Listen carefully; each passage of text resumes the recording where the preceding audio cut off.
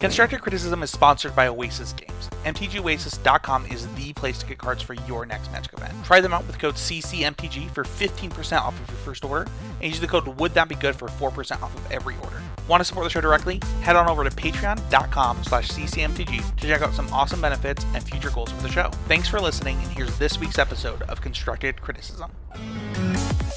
Hello everyone and welcome to the Constructed Criticism Network. This network is here to help you improve at Magic the Gathering at every level. From Pauper Leagues to Top 1000 Mythic, we've got you covered. If you want to hear the entire network, head on over to our sponsor at PureMTGO.com, where you can hear each and every show, each and every week, and check out their sponsor, MTGO Traders, and tell them that the CCMTG Network sent you. Now sit back, enjoy the show. From YouTube, podcasts, and more, here's this week's episode from ConstructedCriticism.com.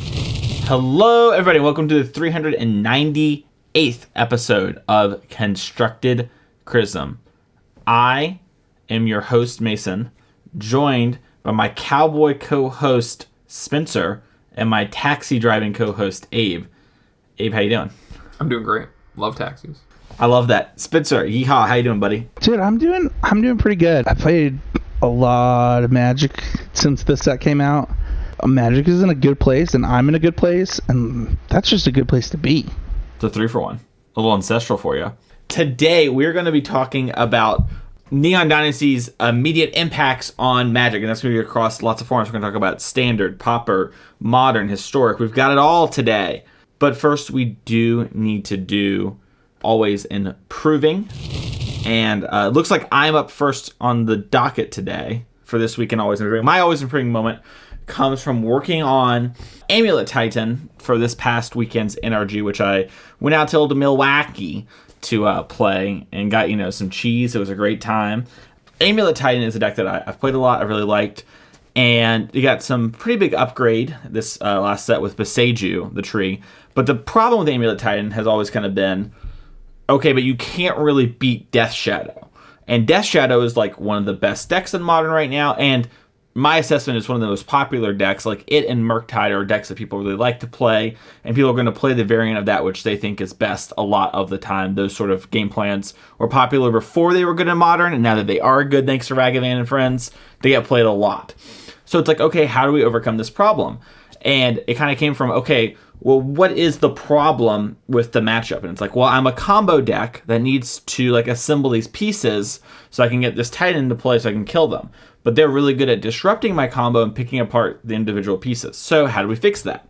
Well, the solution that kind of came to and worked on and has played out really well since then is just cutting all the amulets from my deck and cutting a bunch of the other big spells from my deck and just turning into this weird ramp control deck, Spencer, which I'm sure you're all about, where I have 3 EEs, 4 Endurances, and a Colony Garden. And I just play the worst ramp deck you've ever seen, and I've easily beaten all my shadow opponents in starting to do that. And the Always Improving moment comes from no Sacred Cowls, baby. Gotta sacrifice those amulets. It was the problem with the matchup was I was leaning too much on that sort of thing, along with Urza Saga. I even experimented with cutting Urza Saga from my deck during sideboarding.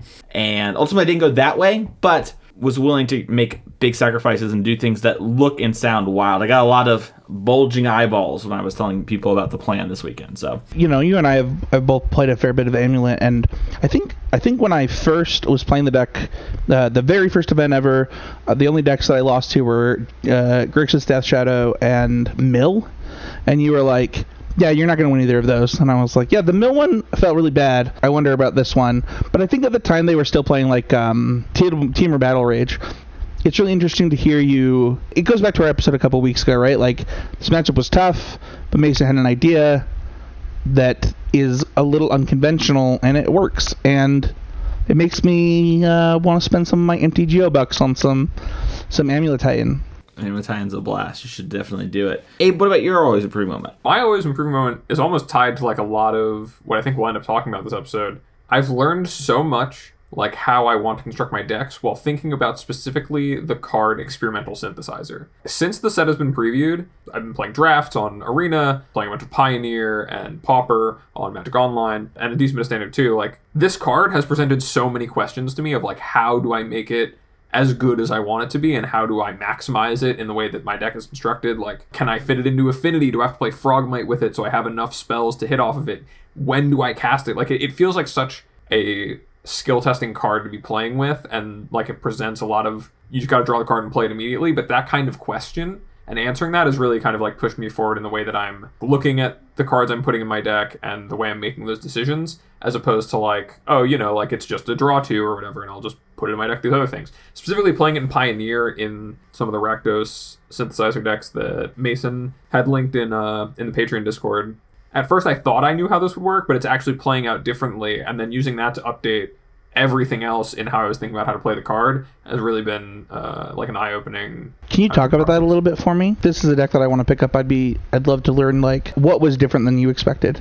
In talking about building it, Mason and I had talked about how like, which of the 1-drops do you really lose to gain synthesizer? What is it you're trying to enable or give up? And what I noticed over my leagues playing with the deck that we had come up with was that you actually started to need a lot more red sources. Not having Black Leaf Cliffs was really rough, because a lot of your best patterns for playing the card are like, oh, I'll play it, and then I can either play my land or my 1 or 2 drop on like turn 3.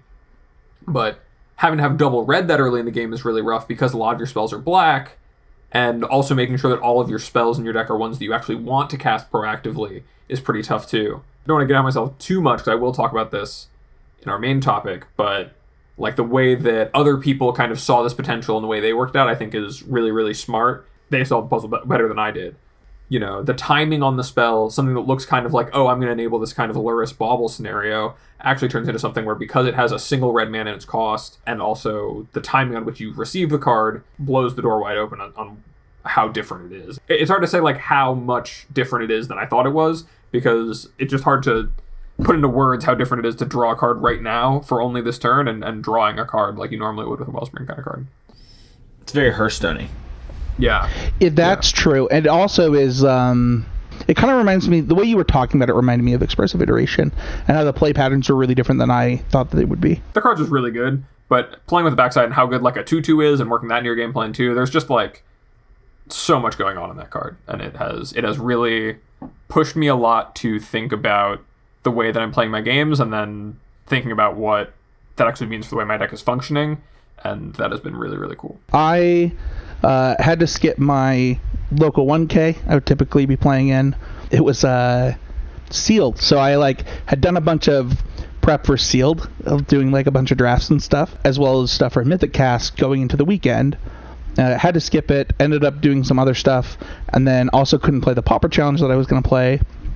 But I kind of took an opportunity of being a little under the weather and not wanting to commit as much to trying different things. I had a ton of gold lying around on Arena, so I just played a bunch of the standard metagame challenge with different decks.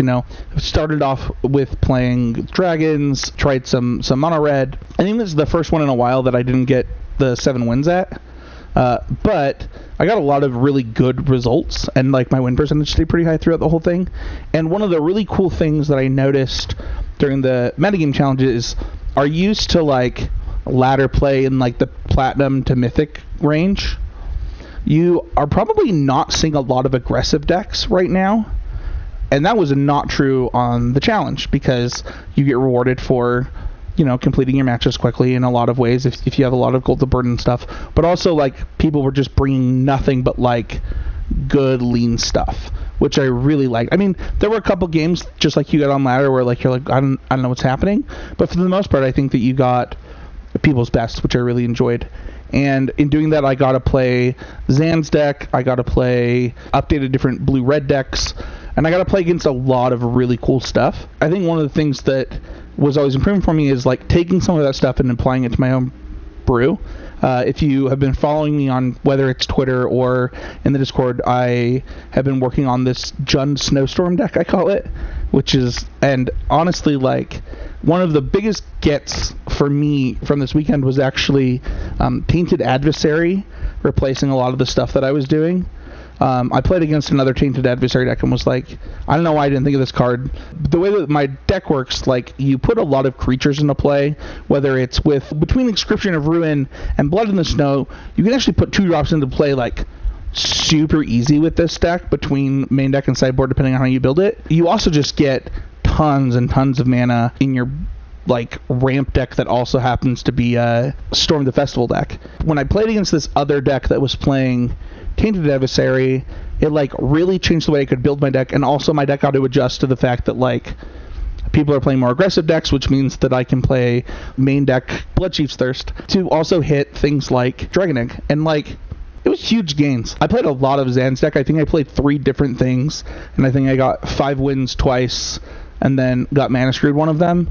But like there was so much standard to be played, and a lot of learnings for both what people are doing and some of the innovations that I was seeing even in the decks from week 1 standard that we saw from MTGO. You know, it's really funny that you bring up the kind of difference between the standard metagame challenge and the high ladder. No, personally, I played a good amount of Zan's deck, 2 in the metagame challenges. I think I fired 2 bolts with it, and I got like a 7 and a 6. After every match, I was like, I wish this deck had like an Infernal Grasp, just like one more instant speed removal spell that could just kill anything. Would go so far. And I think like that kind of speaks to, I know Zan's process as he streams is like to, like only in High Mythic, is to just keep on trying to beat the things that he's seeing in High Mythic, and playing in a broader metagame that opens him up a lot to maybe not accounting for the aggressive decks as much, because they're not as apparent in that segment of the ladder. Whereas his deck was like really an arms race deck about accruing the most resources. I agree with everything you just said, and we'll probably get into his deck later, but one of the things that like I played against Mono Red the very first time I queued with his Zan's deck, and it was a real like mental gymnastics to like, how am I supposed to sequence this? Zan's a good Magic player, and I think I'm pretty okay at the game, and so like I think that we're able to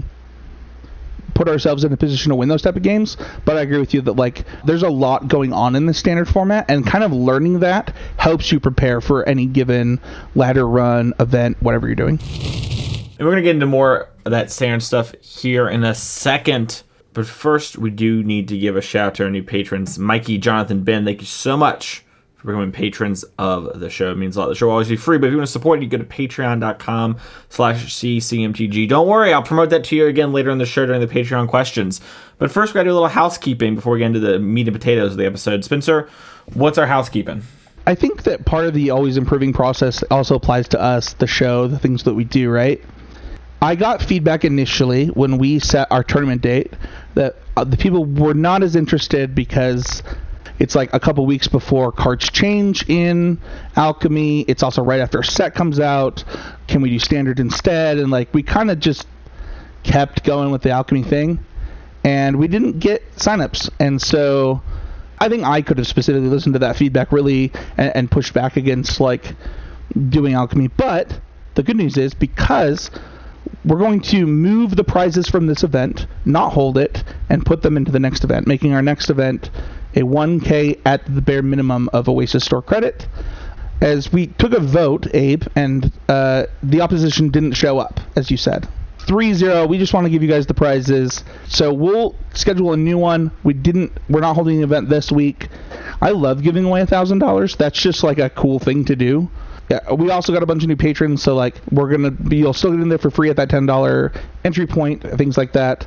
That's gonna be a super great event. I love a good 1K. I hope that, as much as we would have loved to give you the Alchemy event, the timing was really weird. Alchemy's still really new. It was also the only weekend that worked for like us to do an event, so it was kind of awkward in that sense. It also wasn't clear to us when we made it that the Alchemy cards wouldn't come out with the main set. Yeah, that's kind of what they said. When we picked the date, we thought that Alchemy cards would be released at the same time as the set. Maybe the people who were at the website and everyone playing in the Pro Tour playing Alchemy all thought this. So I don't feel too bad about missing it, TBH. I do feel bad about the set review. That's all me, Kings. But this one I don't feel bad about at all. I know that I speak for all of us when we say we're just really excited to be bringing you a great event. The next time, the prize will still be there. It'll all be good. It'll be an even bigger shebang. It'll be awesome. I actually am working on getting some people for coverage. So what you're telling me is I get to compete. No, you still can't play, Mason. Why can't I compete? Okay, Mason. We just need to make a burner account, you and me. Get a good amount of red deck at the format. I might sneak in, drop a $50. I've fought worse video games before. See what happens. That Clark Nason guy just went the distance. The only thing that's really lost is the Q1 trophy, but Q2 is going to be pretty sweet. Q1 is Q2. You want to give a trophy to 2 people in Q2? Q2 is Q1. You just Dude, move you it know back. what we could do? But like, we could do a losers tournament the same day. It's free entry, and I'll get Oasis to sponsor that one. This is like a thing in Smash Bros. We could do something. Yeah, it just starts like 3 hours later. Yeah, I've been to a 1K before. They run those winner boxes. Your friends doing well in the car, the 4-0. You're like, yeah, I got to go play this box. I'll talk to Oasis. Nothing official, but that sounds fun. Let's talk about this new set though. Yeah, Abe, kick us off here. We kind of have 10 facts. We each kind of pick 3 things we want to talk about. And we're going to kind of plow through those. And, everyone's open discussion, but we all kind of brought something to say. The thing that I noticed most, especially as I was looking over the Magic Online standard data, there were some events over the weekend. I think there was like the Crokies event. I think there was something else that was an arena event that happened over the weekend for standard. But I was looking at the Magic Online results for the standard events, and just looking from week 1 of Kamigawa release to now the second weekend of the cards being out, so much has changed in such little time. And I think that like a lot of that has to do with the new space in the format that was opened up by the bannings that happened right before the set release, but also just like so many new cards the set and the archetypes the set enables have been really good. But the format's moving really, really quickly. Like on the weekend, like 8 copies of Visit Dragons or like Jeskai Magma Opus were in top 8 of the challenges. And this weekend, that number like halved. I think it was only like a handful of players did well with dragons. And like there was instead this like Selesnya enchantment deck that turned into this Naya Runes deck overnight. The Young Blood, shouts to Shadows 2005 I saw in top 8 of the challenge with that. Little Zoomer action. Just like so many new things are coming out every event I'm looking at, and things are just moving really quickly, but a lot of the good things are still competing, but it's kind of like just really cool to see how much the format is still evolving. And as the rules have changed, Spencer and I talked about how like we played that Esper deck that Zan was playing, and it was like really good at accruing all these resources and stuff, but like competing with that new axis of being the biggest mid-range deck has really changed. I don't know how you guys feel about that. We could probably popcorn around our points really quick, because I'll just go into my standard point. I think standard's super grindy, as you just said. We obviously saw aggressive decks, but to your point, Abe, like, Zan won the Crokies challenge, Dragons won another challenge, and then maybe the most popular deck since the last time that this deck existed in standard in early formats also won an event, which is the Orzhov mid-range / control deck. The biggest thing that is making standard grindy for what it's worth, wedding announcement, is like, Yes. holy crap. That card is so messed up. It's like Lingering Souls. It is kind of like Lingering Souls, but different. That's an interesting comparison for what it's worth. But I think that the whole format is now completely changed. Even in Zan's deck, like, I don't know, there was a lot of things to adapt to. But I'll just stick with that. There's grindy decks, right? The Orzhov deck, you've got these other mid-range decks with Zan's deck. I mean, Mono Green was filling this role in a lot of ways while being aggressive before, but I don't know that like Mono Green got less grindy. Like, it still can grind you out. Aggressive decks also changed, right? We have Mono Red taking the top 8 the first week, and then the other decks are adjusting to that. It is so many different things, but I think that most of it kind of revolves around this Orzhov mid-range deck doing so well over the last 2 weeks, and it has changed kind of like how people are approaching things.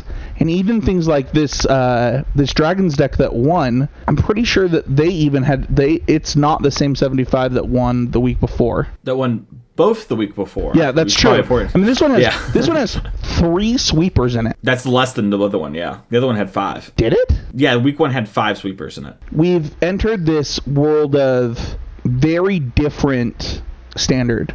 And I think that, Abe, you said it really well. These eye twitch, like kind of black mid-range based decks with like Deadly Disputes, or the Orzhov deck with Wedding Announcement, that really takes its time in setting up a board position and in developing a board and slowly overwhelming you with resources, gets to exist now because of the bans and because of some of the new cards that were printed.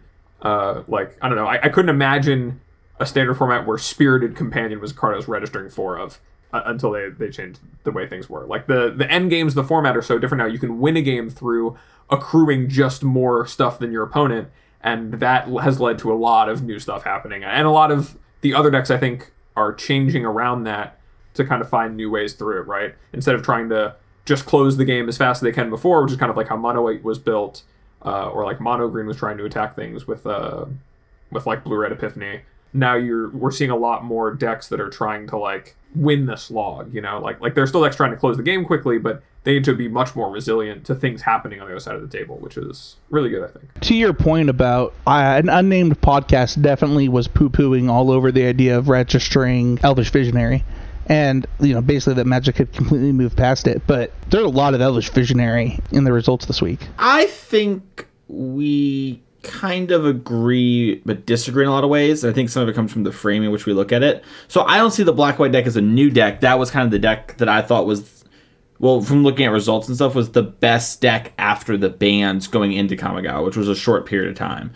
So the note that I had put was Standard's more of the same when it comes to the winning decks. Like, while Zan did have the Esper deck and we saw some other things pop up, we kind of need to see more things get explored, more things kind of adapt what's going on. Because a bulk of the decks that have actually won, and obviously winning isn't everything, but when players look at stuff, in the perception of things, they look at winning a lot. And Blue-Red's won like 3 of the 4 challenges, and Black-White won 1. And that is, you know, the 2 of the best decks from before. There are a lot of really good decks. I'm not saying they're not. Like, I think the Spirited Companion, because we were just talking about the Elvish Visionary, the Enchantment deck I think is really good. I think there's a lot of really good stuff happening. There's a lot of like wild things. Like the idea of a Gruul mid-range deck is something that was like brand new, not really thought of before. Jeskai Control is kind of along those lines, like a new deck. If, for example, Yeoman in 15th place playing blue-red vehicle aggro. Like there are a lot of cool things happening and adapting, but it feels like we're still kind of getting our bearings with these cards, and that's the thing that's happening with me is I feel like we're still kind of I played against a pretty insane blue-black Tezzeret deck as well. I don't know where the list came from, but it was like easily the best deck that I played against this weekend. That was extremely grindy as well.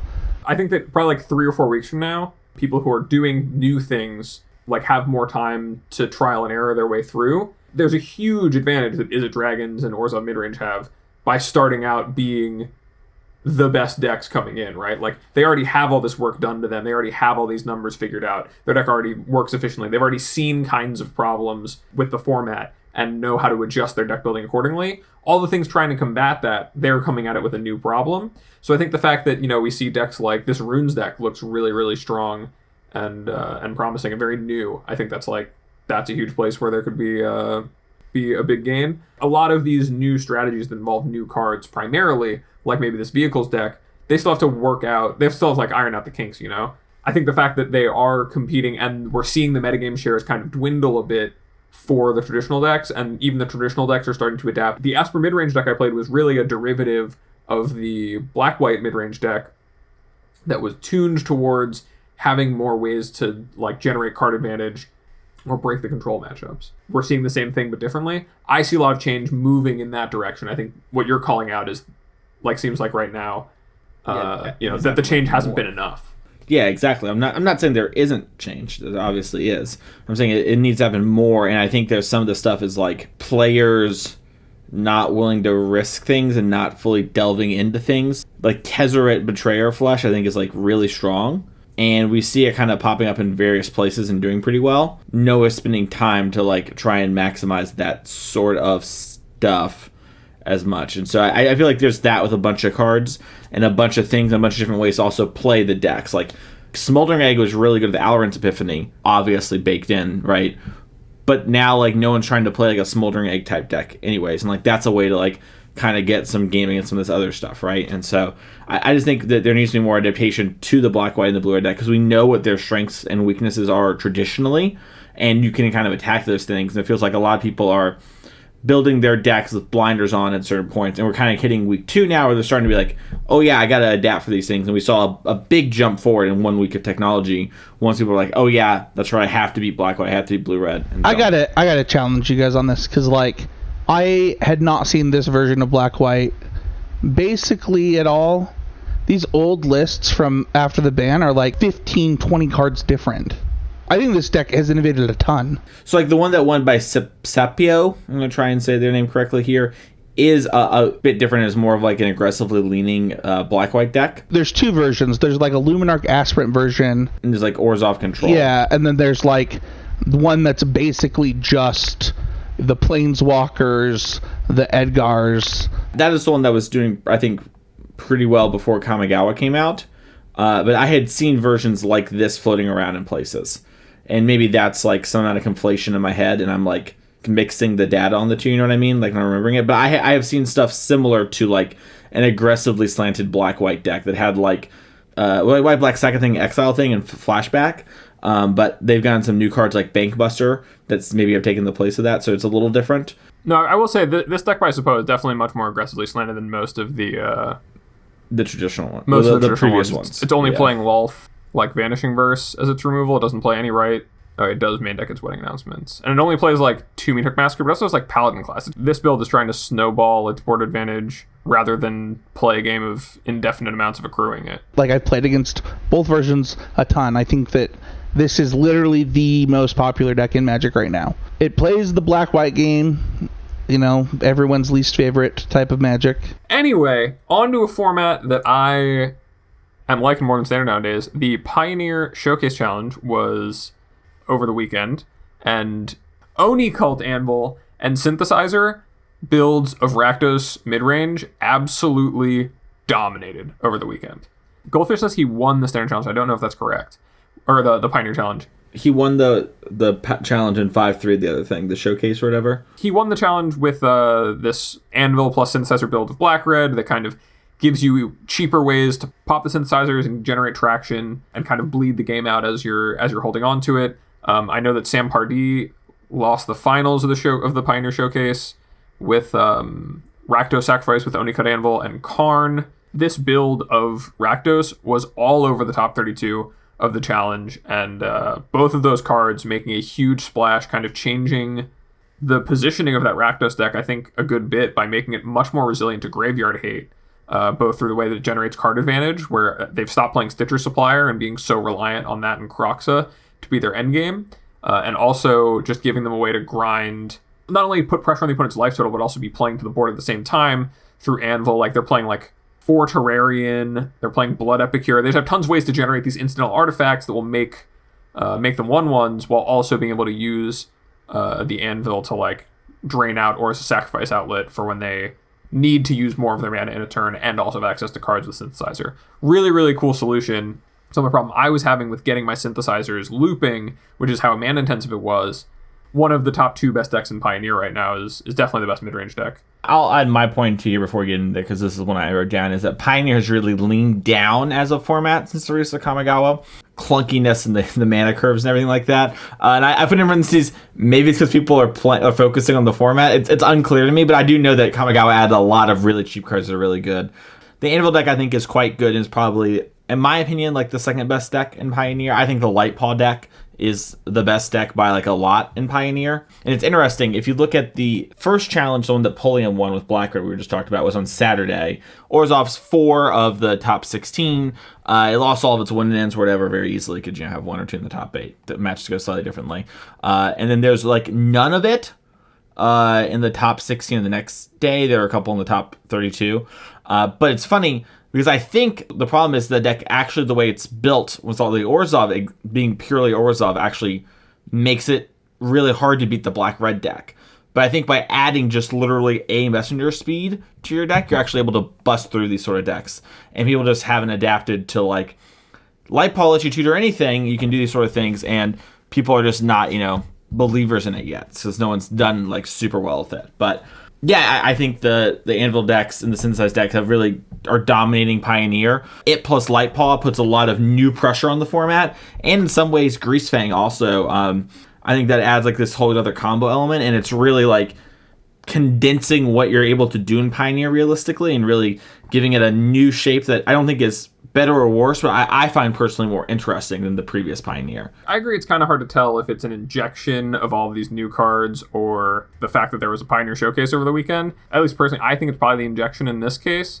All of the decks are playing new cards. Even the decks you're talking, like Rakdos midrange, not anything groundbreaking. The way they're building it involves, 7 copies of new cards or whatever, 3 Anvil plus the synthesizers. Or sacrifice. They're playing Karn to be able to go get Anvil, and they're playing Anvil in the main deck. I think Party even said on Twitter, like, I wish I just had played, instead of these Prosperous Keepers, one more Anvil, one more Meathook Massacre just to draw it. It was so much better than this kind of Grease the Wheels card to have my payoffs. I think that a lot of leaning down is going up in Pioneer because there's so many good options, as you said, being introduced. There's just so many sick commons and uncommons that are... I do think it's like really good for the format, though. It's kind of like... It's giving it a lot of the stuff that maybe Standard doesn't. The big card pool really matters. No Parhelions in Standard. Grease fingers, rise up. Which kind of brings me into my last point that I'm bringing to the table about Kamigawa's impact, which is that everywhere I'm seeing Kamigawa cards show up, it feels like they're being really impactful. Like I said, like fully changing packages of the way that, popular tier 1 decks are built. Adding third colors to standard, staple tier 1 decks to play more card advantage options. But everything so far feels like it's doing it in a way that's very adaptable. Like people are able to change what they're doing to kind of play to the new rules of the cards. It's not like playing with Bone Crusher Giant for the first time all over again. Like it's not a rate thing. It's just the fact that these cards do something that is ahead on rate if you make it all work together in the right way. All the cards are designed to make that happen and still be competitive on the same level with other things. I really think it's just Magic's in a sweet spot right now for so many constructed formats with how these cards are showing up, and there's so much to explore, and I think that we're only in like the first phase of that. Like I said when we were talking about Standard, right now Dragons and Orzhov have that big advantage of being the incumbents of the format. People revisiting Runeforge Champion and playing with Jukai Naturalist to play a bunch of free runes and get triggers off of their enchantment cards. Super duper powerful. People doing all these things with the card pool and then finding ways to react to that I think we're only in the first of many stages of. Every format I look at, as I was looking over a bunch of results today to prepare for the show, there's so much play going on, but it also feels like there's so much room for counterplay, and I absolutely love that. I think that's like probably one of the biggest wins for this set for me is that everywhere it's showing up, it's not in a dominant way. It's in a positive but not like overbearing way, I'll throw this in because I don't think that it'll go into any of our other points, and it kind of leads into my next one. Today I was playing Hammer Time with Quentin and Matt, and one of the decks that we played against was Living End. And what do you think showed up? The turtle. Maybe we go into Mason's point before we go into my point, but like, I think that there's a lot in this set that goes into a lot of different things, and it's not just the lands, which is one of my points, is that like the lands are dope. The blue one's busted, the black one's busted, the green one's oh wait, they're all really good. The white one gives you a colorless answer to pro white stuff. Like, there is a lot going on. Mason, why don't you talk kind of about your point, and then I'll go into my Hammer Time point. It's going to kind of lead into this. Is I feel like a lot of the Kamigawa stuff, just to go on what Abe said, is a lot of it is greasing the wheels. Like, there are things like Light Paw and ironically Grease Fang to this analogy that are like, I make an archetype, look at me. But a lot of other things are like Moonsnap Prototype, Anvil, Experimental Synthesize here, the Sky Turtle that we don't know its name of. Like, these things are smoothing the wheels of a lot of decks and like, whatever. I actually saw that Sky Turtle in play, by the way, so it's almost top 8 of the energy. I think it's just Colossal Sky Turtle. Is that really its name? Yeah. Just Big C? Yeah, I think it is. I think it's Colossal Sky Turtle also. Biggie C.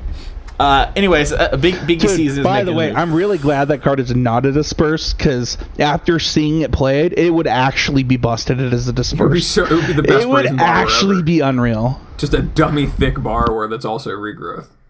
My point is that modern players are not focusing enough on some of their great cards, and they're over-focused on cards like Boseiju, or Big Tree as I call it. Synthesizer at Hardened Skills, Big C the Turtle, and Living End. Experimental Synthesize is a really strong card. We spent like the first part of the show talking about how Abe's playing with that deck and changing it. Abe, have you considered how well that card works with Arcbound Ravager? I have many times. I think we're not in a world where I can put red sources in my affinity decks. Ooh, Zabaz. Me and Zabaz we're gonna try and do something. We'll see what happens. It might not be good enough. There's like a lot of stuff you can do, and there's just been I think an overemphasis, specifically in Modern, on the tree. And leading into the NRG and stuff, people are like, how are you gonna play anything without the tree, or how are you gonna play a deck that's bad against tree? Boseju's too good, blah blah blah. And it's like, okay, Boseju's really good. It gives these decks a new element, but like, there's other things you can be doing. And some of the things you can be doing are artifacts over, and it's just because your opponent can Boseiju ring you every turn doesn't mean they can get it. I saw some really cool like Disciple of the Vault decks this weekend, and stuff like that. They're using Oni Cult and Experimental in Modern, and they were, doing pretty well. Yeah, mine also has to do with people maybe over-exploring a little bit, and I'm sure that I'm going to get hate on the Twitterverse for this. Reality Chip, not it, in Hammer Time. Yes! Like, I've been waiting for someone to tell me this. Actually, not it. I'm sure that it's good against things like Grixis Death Shadow or whatever. We played some today of just the list that won the Saturday challenge. I am over the moon to hear you say that, Spencer. I haven't talked to Spencer about this. Oh my god. But I talked to Mason about it. Mason was like, blue-white's the truth. Blue-white's the truth. And I'm like, this doesn't make any sense. After playing some games, like everyone in the group, like myself, Quentin, and Matt all agreed that black was probably just better. Honestly, like Lion Sash, though, that is the truth. That card is a good get for this deck and allows you to play at a very different angle. Gives you a lot of leeway in different aspects. I'm a pretty big fan. It is interesting, though, when we did our Patreon-only episode, there was only one blue-white list in like 2 months that had done well. This weekend, there was only one black-white list, and the rest were blue-white. So it's like a pretty big shift. I'm pretty sure the blue-white list is better right now, and the black-white list is probably better in more metagames. That would be my guess. The thing that we were discussing during our games today was actually not the chip. We just all agreed Reality Chip kind of sucked. It was more that, like, is this metagame one where I want Spell Pierce and Lavinia? I had not seen this actual list yet or looked in detail. The literal next event, they stopped playing Reality Chip. A bunch of people, so like it's pretty clear that the Reality Chip was not the truth, even if the blue version is better right now. All I was going to say is I think Meddling Mage is a really good get for this deck for in a lot of matchups, and cutting the bunch of Lavinia, I can see how like on Moto Money Pile overrepresents itself compared to in paper. That being said, I played against 3 Money Pile players this past weekend. It's very funny. And Lavinia, quite good against them, along with things like Living End, etc. I personally like Metal Mage, and I think that there are a lot of good reasons to be blue. And I personally think that having a Reality Chip does not ruin things somewhere in the 75 and is pretty good in a couple matchups. We talked about just not caring about the black for cranial plating. Almost in every game, we would have rather had cranial plating than the chip. Yeah, the first place list is not playing Lion Slash in the main, and that was my suggestion for the Switch. I thought a lot about blue and Meddling Mage and all that stuff. And I'm not sure there's a single problem being solved by Meddling Mage or by the blue cards that isn't solved by putting Defense Grid in your deck.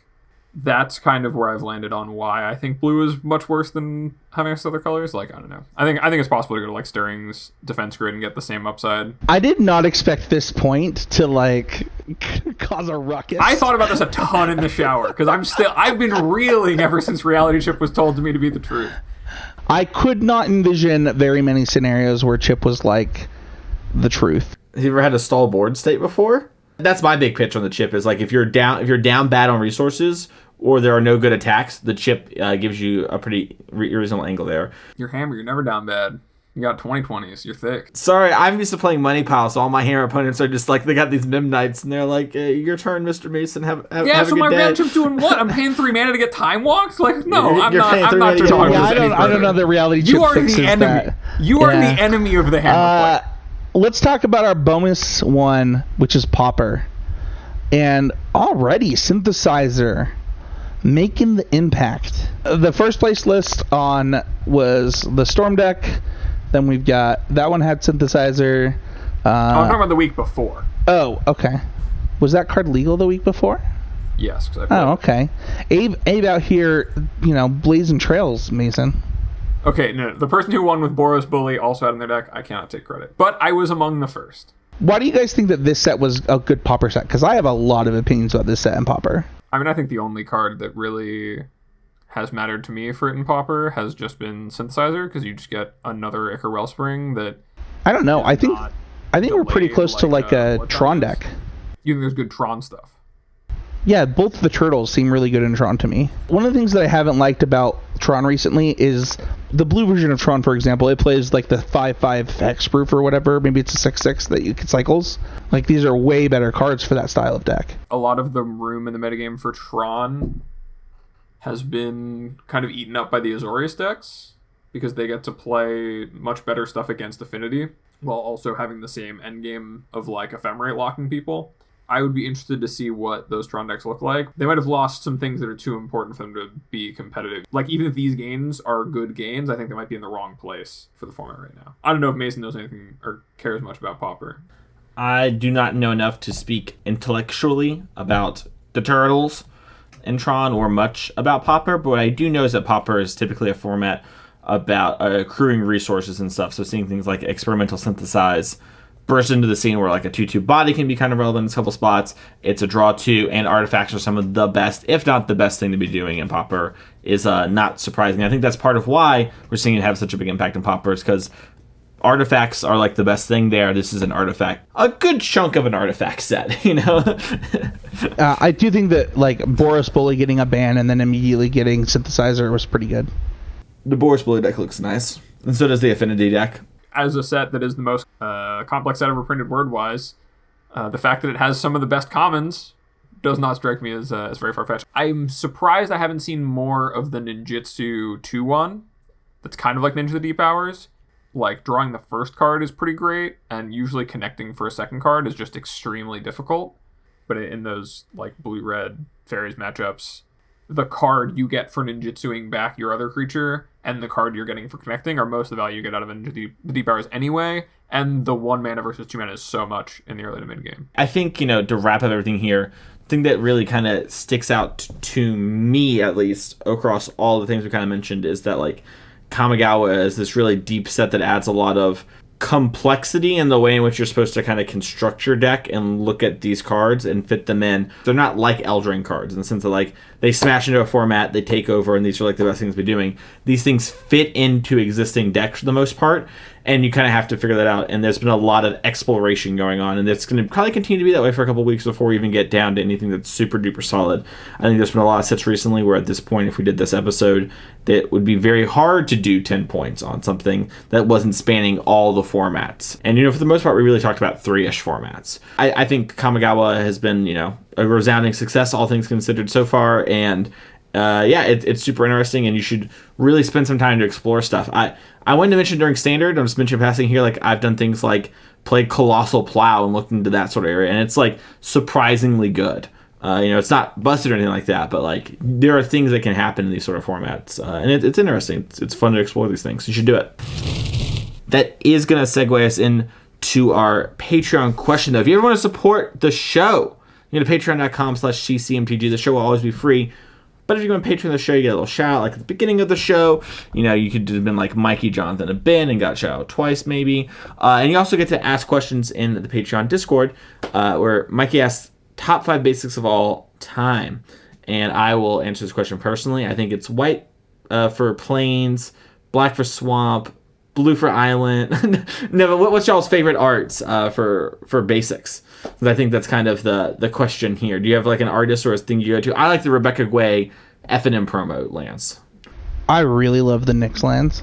I don't know what it is. Maybe it's like the Pokemon energy, like love thing, but I think they're sweet. I was actually just go off of like cycles of basics. My favorites are number 1, the Nyx lands. Number 2, the unglued lands. Yes, unglued lands. Number 3 for me are the Apex lands. Number 4 to me are original Zendikar lands. And number 5 for me are beta. I have a long and complicated history with basic lands. I'm someone who does the most annoying thing possible, which is play a bunch of mismatched basics. But I do it on purpose. I pick out all of my favorite basics in art and play them, especially when I play monocolor decks. I know I've played mono red with a bunch of different mountains that I like. Among my favorite pools to draw from are Portal 2 specifically has a bunch of really sick arts. As far as full arts go, I think Unglued and Unhinged are both really good. It depends on which land you're going for. I think that Plains Unhinged is better. I'm also a real sucker. I have one like on my desk because I was messing around with some decks. This Matt Thompson Island from Onslaught, this one right here, if you're watching on YouTube, this is the greatest island of all time.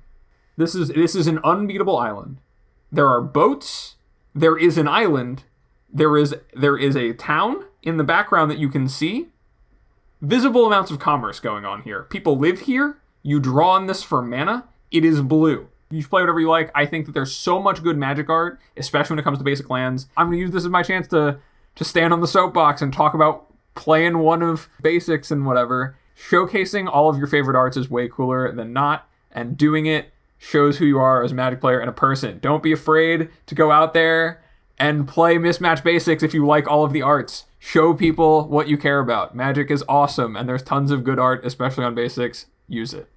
On a scale of 1 to 10, Mason, how upset would you be with me for firing Abe for that comment? Shouldn't I think the fact that he sided with you about Hammer Time just to hear what he wanted to hear is a better reason to fire him? But I that's a me thing.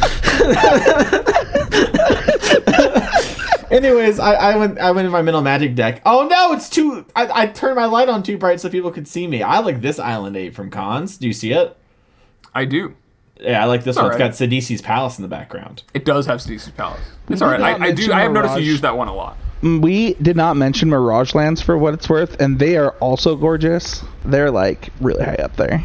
Yeah, one of my draft group friends, his draft set is almost all Mirage. Very, very classy. Yeah, Apex are sweet too. Lands are good too. If I had to do sets, since I did just say the Rebecca Guays. I like 2 of the new Kamigawa lands. I like Snowy Mountain Village.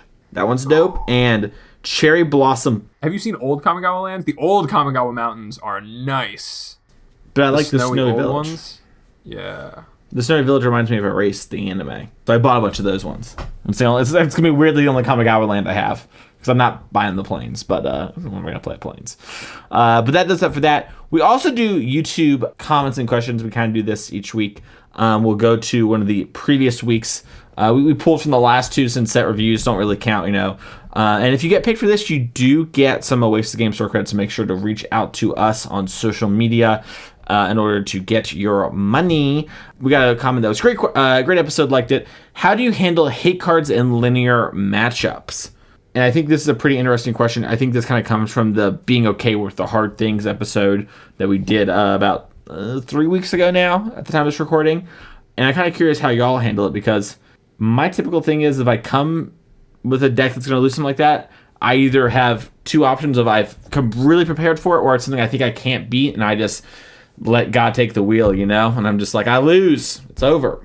Yeah, I think that the London Mulligan really allows you to take that approach, and that is basically how you should approach it.